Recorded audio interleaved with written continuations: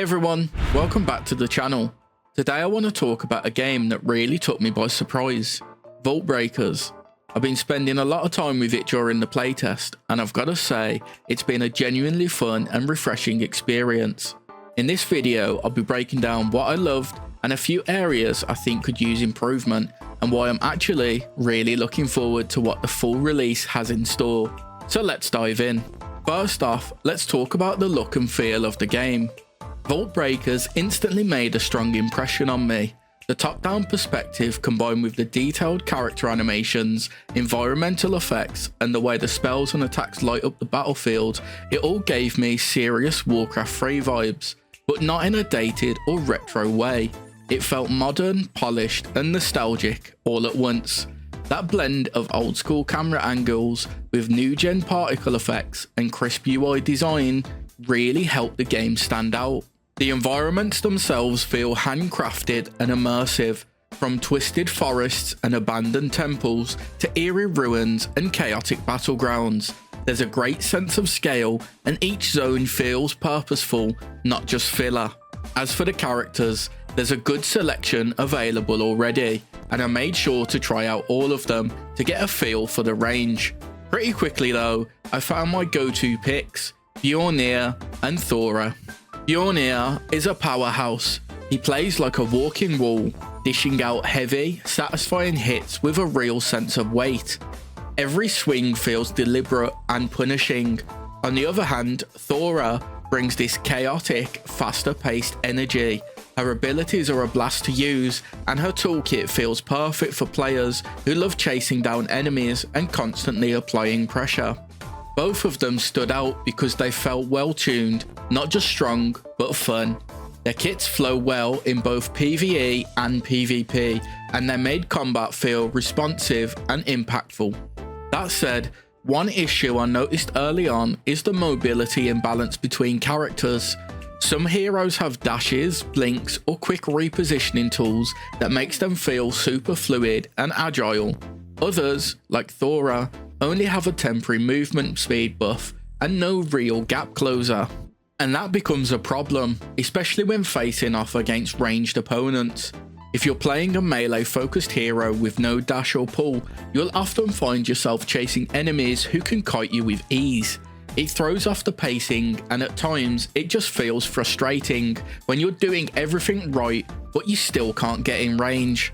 This is something I really hope they address before full launch, whether it's by giving all melee characters some kind of engagement tool or improving how movement speed scales in combat, because when the action flows, it feels amazing, but when you're stuck chasing, it kind of breaks the momentum.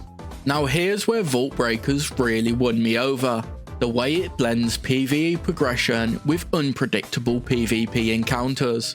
The core loop has you roaming through maps, fighting NPC enemies, completing quests, collecting loot, and gathering resources like crafting materials or upgrade components. These aren't just filler objectives either. Every task you do feeds into your narrative progression, character growth, or resource management. There's always a reason to keep moving forward. But just when you think you're settling into that PvE rhythm, bam, another player or team shows up, and it's go time. Suddenly, you're not just farming XP or gear, you're in a life or death PvP showdown with everything you've gathered now at risk. It adds this intense, thrilling layer of tension. You constantly have to ask yourself, do I stick around and grab more loot, or do I cash out and play it safe before someone stronger rolls up on me? It's that dynamic, high-stakes energy that makes every session unpredictable and honestly, kind of addicting. And it's not just a solo grind either. Vaultbreakers allows you to team up in groups of 2 or 3, which completely changes how you approach the game. Playing with friends opens up a ton of new strategies, whether it's coordinating burst combos, setting up crowd control chains, or covering each other during loot hauls or boss fights. You can pair a tanky brawler with a ranged DPS and a support, or just run triple chaos and overwhelm people. It's totally up to you. The synergy between heroes really shines in group play, and it feels like the game was designed with cooperative tactics in mind. To the devs' credit, the current roster already feels pretty diverse. There's a solid variety in playstyles, from brawlers and assassins to support casters and ranged DPS, and I love that each one brings something unique to the table. That said, I do think they need to keep expanding the hero lineup, both before launch and post-release. The current variety is good, but if the game is going to have long-term legs, it needs regular updates, new heroes and new mechanics to shake up the meta and keep things fresh. Maybe even a monkey character. Not that I'm biased in that department or anything. Despite a few rough edges, Vaultbreakers has a ton of potential. The moment-to-moment gameplay is engaging, the mix of PvE and PvP is genuinely thrilling, and the group mechanics make it incredibly fun to play with others.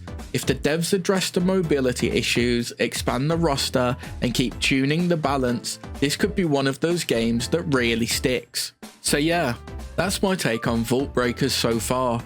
Not a perfect game, but definitely a promising one, and one I'm excited to keep playing. If you've tried it, let me know in the comments who your favourite characters are, or if you've run into the same struggles I mentioned.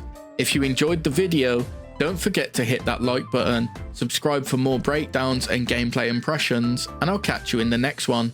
Thanks for watching, see ya!